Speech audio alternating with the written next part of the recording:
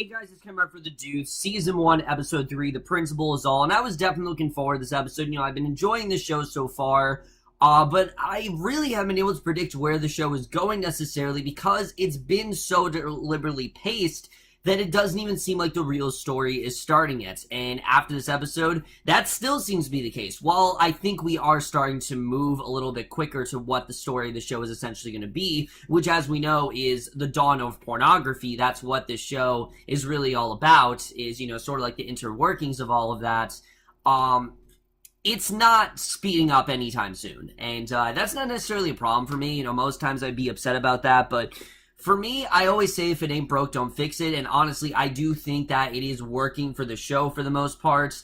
This was probably my least favorite episode so far, but mainly just because of, not so much the pacing, but just, you know, where certain characters are going, I'm not a huge fan of, but let's just get into this episode, because I definitely do want to talk about it. There was still a lot of stuff I loved here, and most of it involving Candy. I really am loving this character. As you guys know, ever since we were introduced to her in episode 1, I've been very intrigued by her, and Maggie Gyllenhaal just continues to take this character and just make her so damn compelling, and the more we get of her, the more I really am enjoying her, because we start off with she's conversing with a few prostitutes who tell her all about how the financial side of the porn industry works, and as we know, that's the part Candy's so interested in. She's not interested in the love or the sex part, she just cares about the money. That's really all it's been for her, and how besides in foreign countries, most of it's actually highly illegal, and Ruby, or Thunder Thighs, says that she's heard about sex clubs advertised on the TV, and Candy tells them they can sell the films and everything since her reel actually has an address on it, and they all take notice of how interested Candy really is in the industry. So Thunder Thighs then takes Candy to see shooting of a porno film, and Candy is taken aback by the lighting and notices the man actually has no bounce, and Thunder Thighs says that there's no film in the camera either, and that the guys are essentially paying $40 a head just to watch the film get made for 3 shows a night, but it's actually a con, and she says frequently a police will bust in, and the cameraman Harvey will always say he's making art, and Candy watches fascinated by how much people pay to see something as simple as fucking, because really when you think about it, it is something really simple, but people pay, you know, thousands of dollars and all this money just to see people have sex. That's really all they do, and that's something that I think Candy is just very fascinated by, and you definitely do see that here. So we get a lot more with Vincent in this episode, and I have to say that at this point, I really don't care about Frankie. I mean, I understand that the motivation is that Vincent is doing this because, or at least it seemed like last week, Vincent was doing this because Frankie was so loved by his parents, and Vincent never really felt like he got much appreciation, so this is his chance to do something on his own, which again seemed like a good motivation, but Frankie's not really doing anything of interest right now. It just kind of seems like he's here for plot reasons, and he's just not really working for me. Vincent, I actually am really liking, but Frankie, not really. And Vincent lets Paul know that anyone in the Penny Lane crowd are free to come back at any time, and basically, they go over to Vincent to ask him for a loan, and Vincent shuts him down. He's not gonna do it for him this time, even though he's been, you know, he for the most part has been very understanding about it. At this point, he's not going to, you know, he's too focused on rebuilding this bar and making it his own, and, you know, Frankie's just doing his usual shady dealings, and he tells him to get to work instead of gambling, and Frankie goes over to the jukebox with a crowbar. He opens the compartment, the cash rapidly starts flowing out, and, again, Frankie is just kind of up to his usual business, and again, just this character not really doing a ton for me. I think Franco's doing a good job, but just this character kind of seems like he's just kind of here right now, and I really do hope they do give him more to do, because right now he just really is not doing anything for me as a character.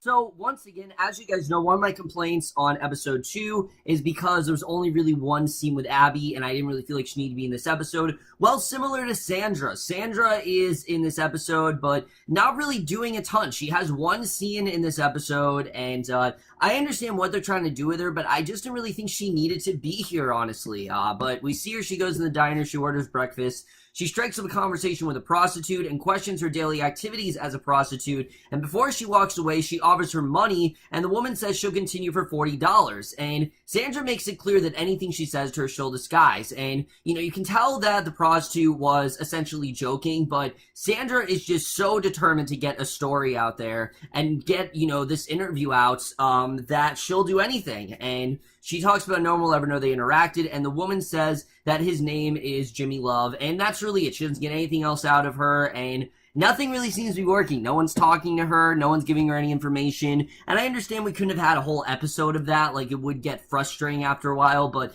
I really am liking this character. I really do want to see more of her, and I do hope that we don't just see her in small doses. She is a main character this season. I really do hope they utilize her, because I think she really is very interesting. But Rudy and Longo then head to a courthouse to get an attorney, and when they meet with him, he gives them a form to sign as part of their attorney-client privilege, and Rudy asks if he really thinks the mayor can win this, and the attorney says he has no idea and says it's all about momentum and the city needs to look good behind him. They look at a map and then start planning. And I have no idea what this is really about, if they're trying to like outdo the mayor or whatever, but I honestly didn't really care about the story. I really did not find it all that interesting. I like Rudy. I think Michael Rispoli is great as his character, but I just didn't really care that much about the story. It just kind of seemed like it was just kind of dragging on. I didn't really care, but Vincent and Frankie are continue rebuilding the club, and the installer of the machines comes in anger that they've been tampering with it and claims that he's their partner, despite Vincent saying it's not his problem, but the owner claims he's paying for it all, and Frankie then goes over the machines, just destroys them with a sledgehammer, and the owner says he has no idea who he's fucking with, and I get what Frankie was doing here, that he was obviously doing it to piss him off, but I mean, it really did not help matters at all. But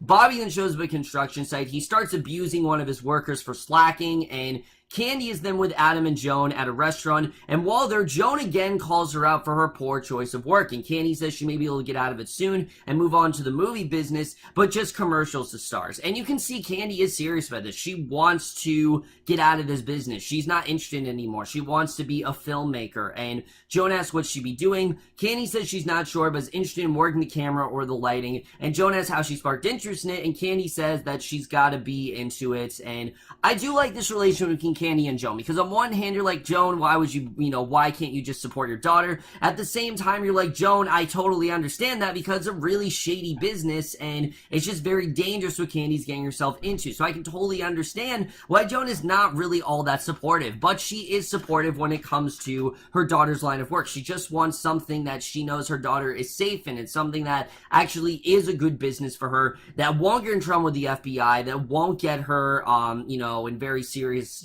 violence or anything like that, and I really do like their relationship so far. I do think they're doing a really good job with it, but Bobby then berates one of his workers for starting problems at work with conversations about anti-Vietnam. He reminds me he's not on campus anymore, and he got a ton of guys out there with sons about half a dozen his age, and he starts shouting when he's about to continue his ranting and says they love his country, and if he has a problem with this, he should go live off the fat of the land and should quit his job and go move to California, and he tells him his father agrees with Bobby, and Bobby asks if he can keep his mouth shut and orders him to deliver a box, and Bobby criticizes his stance for picking things up, goes to demonstrate, but ends up collapsing and actually has a heart attack here. He starts to feel like really bad chest pains, and I thought this was a good scene. They don't really do a ton with this plot line, but I'm really liking Bobby as a character. I think they're doing a lot of interesting stuff with him, and again, similar to how there isn't a lot going on with a lot of these characters, I actually do like what we got with him here. So Frankie then brings two girls into the bar and lets them know that everything is going to be first rate, and if it's not, it's going to get replaced, and basically makes it seem like this was all his idea, basically just going as far as to say that, Vincent and Paul, they're simply just contractors and that's it, but Rudy comes in and asks Vincent what his call was about. He asks about the mix, and Vincent tells him about the man claiming the property was his, and that he got a call from Mickey Spillane, so he called him, and Rudy says he's already called him and asked Paul if he didn't recognize him, and Paul says the confrontation happened so fast, he actually didn't get a chance to say anything, and Rudy advised him to talk to him in an hour, and a man named Blue then approaches a man who's looking at porno mags and offers him several different film strips he has, and the man then strangles him, eventually lets him go, and we see a lot of this character throughout the episode. We don't really find out about until the very end, but again, this was just really interesting. Candy then goes to the man who actually strangled Blue before, and Vincent then goes to meet with Spillane, and immediately the mood is very tense, as all of Spillane's men are insulting him, but Spillane insists he needs to pay his rent, and Rudy and Longo then walk in. They tell Vincent to treat himself to a drink. Vincent later berates Frankie for what happened, and they then get word of Bobby's heart attack. They go to the hospital and meet with their sister, and Bobby then asks Vincent for a cigarette. So We then see Darlene, and Darlene, again, quickly becoming one of my favorite characters. I really am liking what they're doing with her. But she's watching Mildred Pierce with her John, and when he falls asleep, she actually goes to take his money and runs out. And we get a very tense scene with Larry, who's very angered since he's had to wait there since 4 in the morning, and she explains how she was watching a movie with a regular John, and they fell asleep, and she didn't wake up till the end of the movie, and he obviously is a bit taken aback by the fact that, you know, she's just watching a movie, and he's just kind of laughing about the whole thing.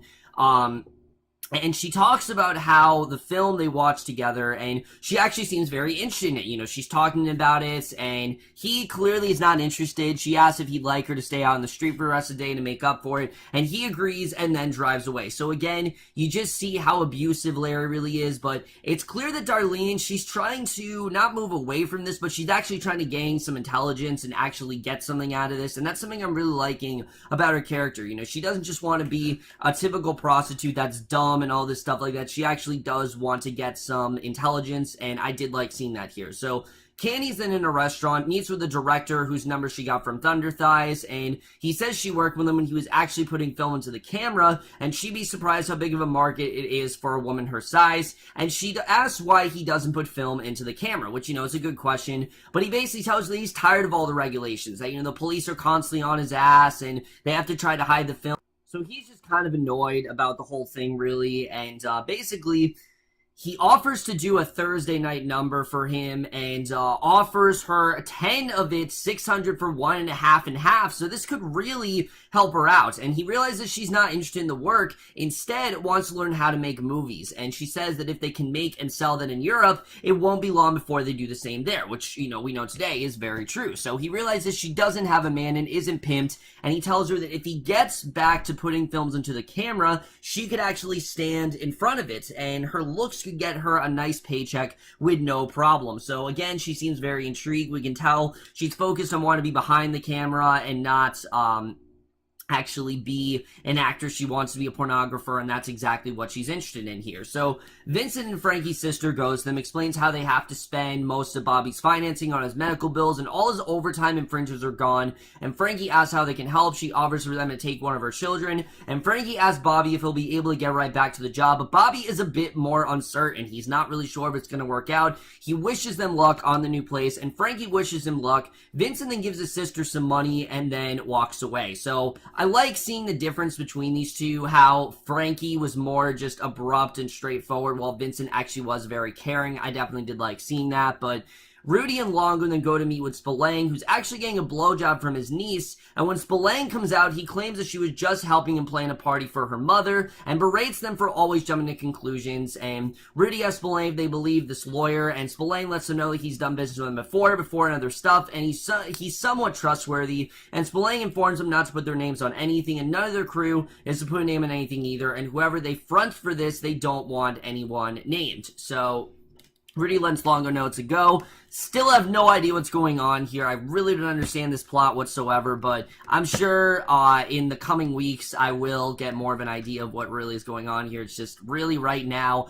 I have no idea what they're honestly talking about here. They really, out of all the plot lines, this is one where I'm just like, what? I honestly don't know what's going on here. So again, I may be stupid, but I don't know what's going on. But Lori then sees a man approach her to go on a tunnel date, and she agrees, and we get this scene with Officer Alston and Flanagan, who, again, Alston is a very underused character so far. He complains about how the block rates are a no-go zone since it's mostly low rent, and there's tons of tunnel whores and street dealers, and nobody there with real suction, and they're not really doing anything about him. We see, you know, his the other officer, Flanagan, he's not really taking it seriously at all, so you can tell Alston is a bit peeved about it, but Lori stops at the motel. She walks away, but the man is angered since she charged him $30, but she worked the trip both ways, and she says because it's busier on the inbound this time of night, especially on the weekend, and he says she should just charge the inbound guy, and she says that she just gave him a blowjob, and he's going to stand there and argue with her, and he says he's just arguing about the principle of it all. He's really annoyed how how, she charged him 30 when she easily could have charged him less than that. But she goes back to Cece, and he gives her another really big monologue, but their scenes are quickly becoming some of my favorite of the entire show. I really love Lori and Cece's dynamic. There's just something about it that's so damn compelling, and Gary Carr especially is just playing this character to perfection. The one who plays Larry, I think, is fine, but Larry Carr, so far, Gary Carr is the one that really is impressing me here. I'm really liking the character of Cece, because she hands him the money, says that he should count, and he says he doesn't need to since he sees her go through that tunnel half a dozen times, and basically this boils all down to he feels like she shouldn't be doing this, that this just, that she's too good for this, she should be doing something more high rates, and that she has looks enough that she isn't lazy, and that the town is ready for her, and she should just try to recruit men to have sex with her, and he tells her that no one actually wants to get out of the car anywhere near the Deuce, and they're running scared, and it's never going to be more than that, but he knows very well that that's not who she is, and basically tells her that she's too fine to be thinking short, and to let the better trade find her, and she does his and starts walking toward the corner, so I'm assuming she's going to become like a full-fledged prostitute like in these next few episodes, but we'll have to see the way that really goes. But like I said, their scenes are quickly becoming my favorite. I really like what they've been doing with Lori and Cece up to this point, and I'm definitely going to keep tabs on this throughout the season. So Frankie gets the new jukebox up and running, Vincent declares them officially open, and Paul then asks if he wants decorations for the drinks, and Vincent and Frankie let him know that it's actually what the old customers wanted, and Candy then listens in on, and that's, really it, but again, there's a bit of a plot inconsistency here, because Vincent told him in the beginning of the episode that, yeah, all of your customers, just let them come in, so why is he now shutting down the idea of Paul creating these umbrella drinks? I just didn't really understand that. So Candy listens in a few calls on her answering machine of various clients, and this really just showed me that, these men actually do care about her, and I think she's just realizing how dangerous of a business this really is. One of them even possibly having the clap, we find out, but throughout this episode, we see Abby, who, like I said in the last episode, she didn't really need to be here. Here, she had a lot more to do. She's shown applying to various jobs throughout the episode, but it seems every job she gets, it just isn't good for her. She walks out of it, or she's just, not satisfied, and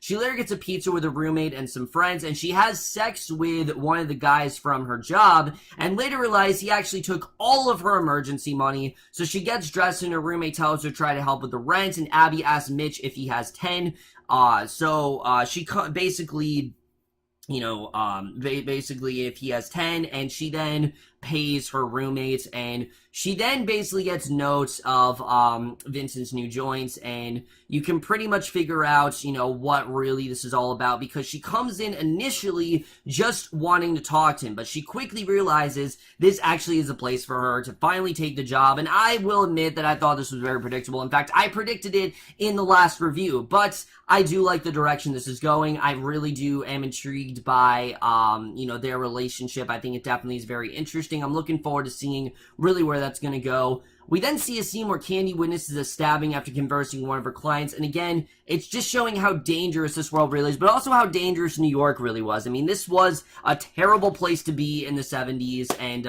I just can't, emphasize that enough. It was a horrible place to be, and I think, again, this is really just shedding some light on that. So the bar is quickly flooded with new patrons. Among them is Rudy, who actually is very impressed with the overall turnout. And Vincent then goes over to the man who complained about his property, and Vincent informs him that Rudy is the one who took them, and that he should take it up with him. And the man that gets into a scuffle with a customer, Vincent actually finds a gun on the table and gets Abby to hide it, and he follows the man who took him down and asks for his name, and he says his name is actually Mike, and asks if that was his gun, and Mike says he doesn't need one, and Vincent says he saved his ass, he owes him a drink or 3, and tells him to come back inside and asks him if he's working. So this as well, I'm very intrigued by this character of Mike. I'm looking forward to seeing where he's really going to go, but Darlene then goes to Larry, hands him a really big tip, and he's actually very impressed, and for the first time we see him not be a complete asshole to her. He actually treats her to a drink and says they can even spend the night, but she does not seem that interested. She seems a bit disgusted, honestly. So they go into Vincent's bar,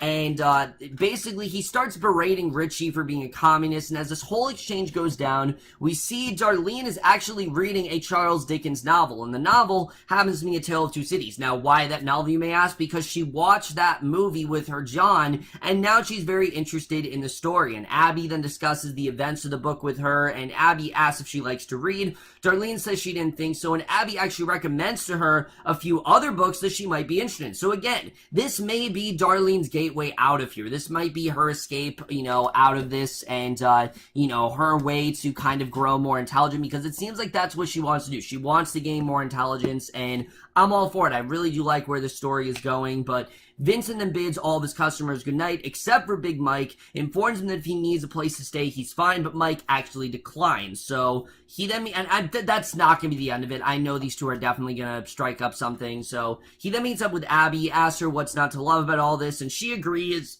and he invites her to breakfast, but she turns him down, says she'll see him later, and that is the way this episode ends. So, like I said, overall, I did enjoy this episode. I thought there still was a lot of interesting stuff going on here. But out of all three of the episodes, this was the one that I liked the least. And it's mainly because, while I am enjoying a lot of these stories, I just feel like the show, it's moving very slowly, and it's just not that interesting. Like, it's not really compelling television. There's a lot of stuff in here I really do love. But the storylines that, I really do want to love, they're either not getting enough time or they're just not as interesting as they should be. But again, I'm really liking where the show is going. There's not too many complaints I really do have here. Right off the bat, though, I'm liking where the story is going with Vincent and Abby. I think their relationship is very intriguing because, while it seems like Abby wants to be with Vincent, she actually turned him down here, so I don't really know what that's all about. But it looks like next week, she says that not next week, but the latest episode, she said, she's the one in control. So I'm looking forward to seeing really what that's all about with Vincent and Abby, because honestly, I can't really tell right now. We know Big Mike, this is not going to be the end for him. Him and Vincent are definitely going to start up something, and I definitely am looking forward to seeing how all that's going to go. As far as Candy, I am really interested in Candy's story, because not only do we now know that she wants to become a filmmaker, but she wants to be a pornographer, and she's very intrigued by this job, and she really feels like this might be her way out of this life, and I'm looking forward to seeing really what that's all about, if she's actually able to get the tech she needs, and can she actually escape from this world, because, as we know, she doesn't have a pimp, she doesn't have a John, this is her way to escape, she doesn't need anyone, no one's really holding her back, and this is her way to get out of here, and I think that's exactly what she's going to try to do. She's going to try to get out of this as soon as possible. I think that's going to be, her main plot moving forward, is, how she gets out of here. I'm looking forward to seeing how all that's really going to go here. As far as Darlene as well, I think Darlene's plot is definitely very intriguing with her. It seems like she wants to actually be intelligent, and she wants to know more about these writers, and her and Abby's friendship in particular, I'm very intrigued by. I'm really liking where it's going so far, and I think that whole, that whole relationship is definitely very intriguing, and I'm looking forward to that.